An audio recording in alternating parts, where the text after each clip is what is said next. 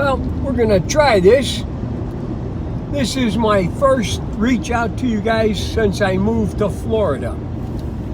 We actually moved here about a month ago, but I've been pretty tied up in taking care of my wife, who 3 days after we got here had a massive series of events, heart attack, stroke, and kidney failure, all happening over a day.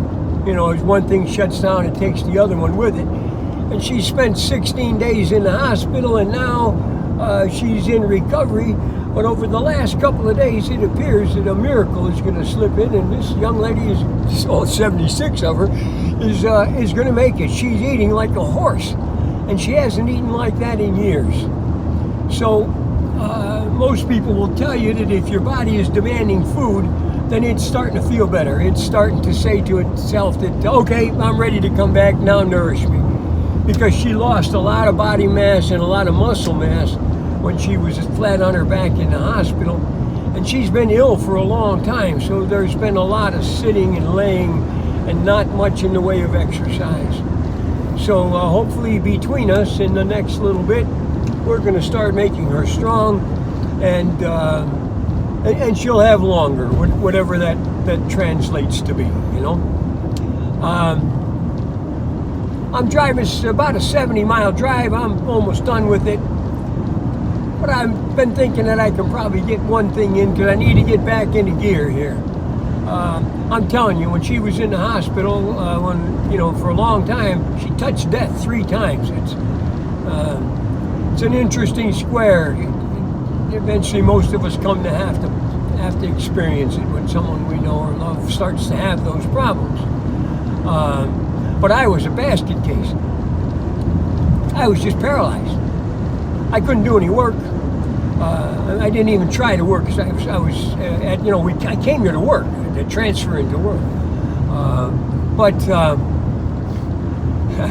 just drove by some guy driving to get somewhere on the rim. He obviously blew a tire, and he's going to drive on the rim.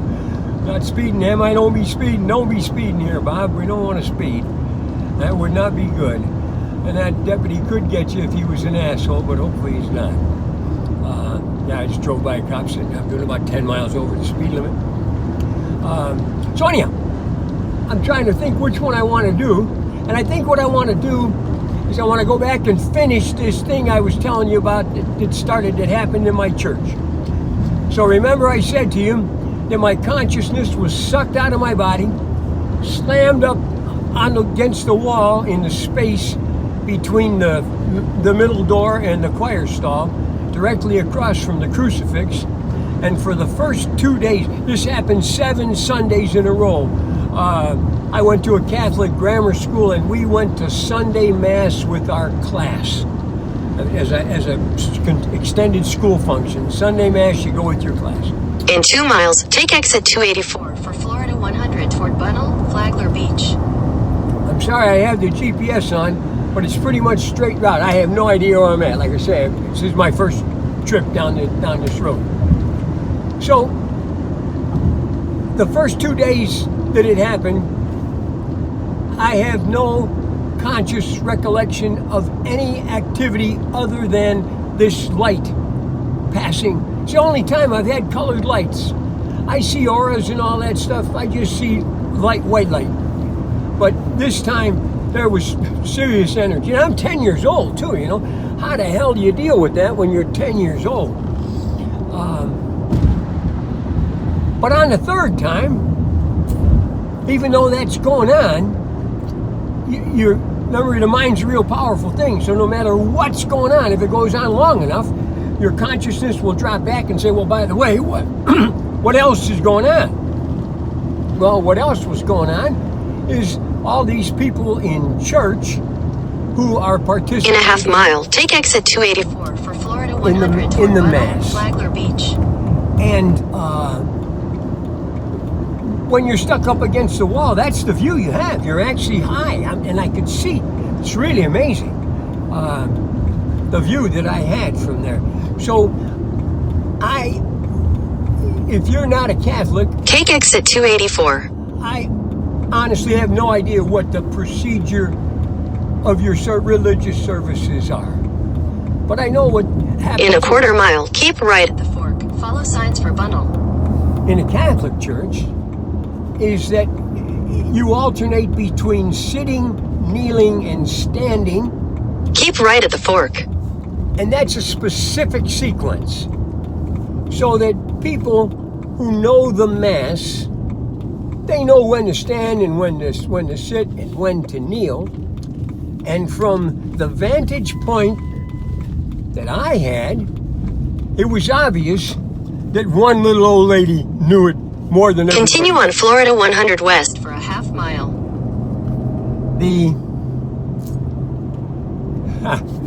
I'm trying to avoid these damn GPS things, and I want to get this out of my head here so I can move on to other things. In a quarter mile, turn left onto Seminole Woods Boulevard. This one here, okay. So, I noticed, and Catholics, you can, when next time you go to Mass, listen for this. When it comes time to move, you'll hear, turn left onto Seminole Woods Boulevard. That's the first person who knows. Then a small cluster, and then when the whole herd moves. And this is now the third and the fourth time. I'm, like you say, I'm aware of this one, but I'm also looking at other things. And then I came back on one of those later times to focus on this little old lady.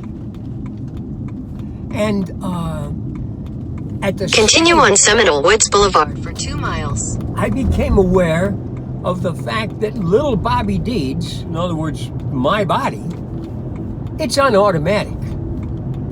It's moving with the crowd, even though I'm stuck up on top and I'm seeing all of this stuff. And I noticed that she beat everybody despite the fact that she had some impairment. So you could see her have to kind of shift her body in order to get in position to stand, sit, or kneel. And I thought to myself, you know, little Bobby Deeds, he's fast sitting in that pew. What if, by watching her, I could anticipate her move and beat her? The first time I did it, she turned around and looked at me. Because the church is silent. And the first sound was always her. Except this time, it was me. And she hadn't moved. Or she was in the process of shifting. And she glared at me. Just glared at me. And I kept doing it.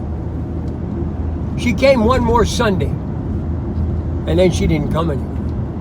Not that she didn't go to Mass. We were a big church. Remember, we had a 6 o'clock and a 9 o'clock and probably an 11 o'clock and a 12 o'clock. You know, we had multiple priests, and that's what happens when you have a big parish. It seems to me that we were a parish of 5,000 or 10,000 people. So it's easy to do that. But when you're in church, listen for that. You'll be kind of tickled by it. All the while, still, this stuff is going on. But I'm 10, and I got to tell you, at the time, I had no idea what the hell was going on. I went to my priest. I still remember this. In a half mile, turn left. As I was telling him this, he had this kind of an incredulous look on his face. No idea how to respond. No idea at all.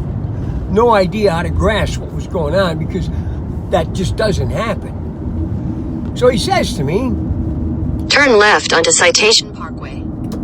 Just pray, Bob, so that the devil doesn't get you. And I looked at him, and I said to myself, continue on Citation Parkway for 2 miles. He has no idea what the hell's going on. He does not know. That's how you lose faith in your clergy, is when you find out from your own experiences that he don't know. Most of them don't know. A lot of you guys, you're ministers or priests. This is more of a Protestant thing than a Catholic thing. Ministers tend to have favorite expressions. What the hell? Well, let's see if this is right. This this road I was told to turn on just stopped being. Well, we'll see. They have these dingly things hanging from their Bibles, and they quote Scripture. You ask them a question, and they quote Scripture. All those guys who quote Scripture don't know. If they knew, they'd give you an answer. You ask me a question, I'm going to give you an answer right back. I don't have to go to some reference book. And that's what your book is, a reference book. It's meant to keep you guys on track. You know, the Florida's a really active Christian area. There's nothing else here. Matter of fact, my wife, as I shared with you, is kind of like making this comeback, and she's a reader. And she sucked up every book that we had in the house. So she says to me, I gotta go get some books. So I took her to a place that I was told had a lot of books and a lot of references. And they have a whole section of the store that's called inspirational writings. Not a single non-Christian book in that rack.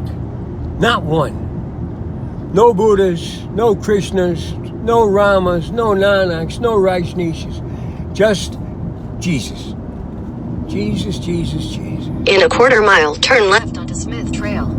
So, as I was looking at that, I had this picture in my mind, and I think that you've seen this picture.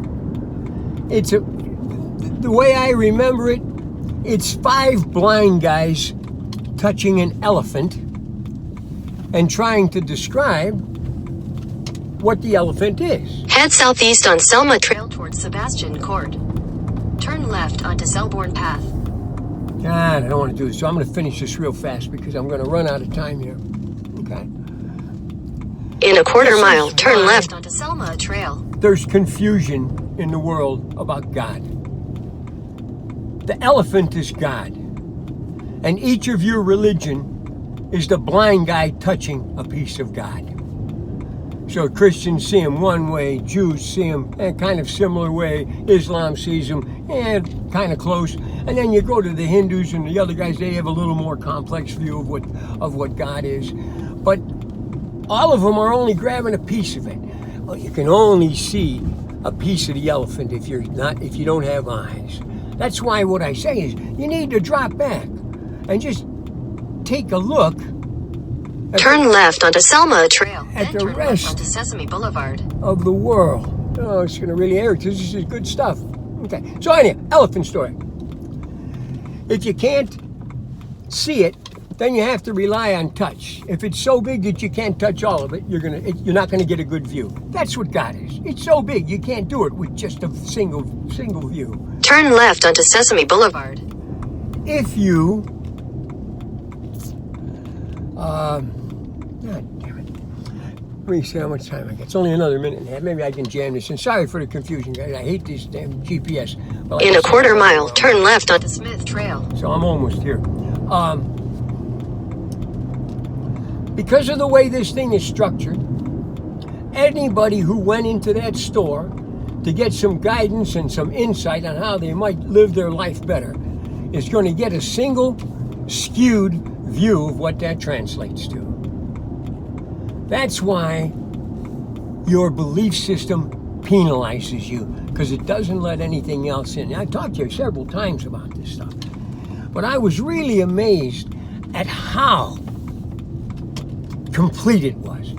You know, I would have thought there would have at least been one book that says, well, you know, in 300 feet, turn left onto Selborne Path. A guy named Buddha, there's a guy named Christian, a guy named Nanak, you know, and God knows how many other guys have been out there doing the job. In a quarter mile, turn left onto Selma Trail. I love you. This is gonna run out. The end is kind of hackneyed, but be with that point. Wherever you come from, look at your own circumstance. See if there's any other inputs in there to try and broaden your view. See, none of this detracts from what you believe. It just says that your belief limits you from knowing what actually is. Because you got to know the whole elephant to understand what an elephant is. And you know that. I know that. Everybody knows that. I love you.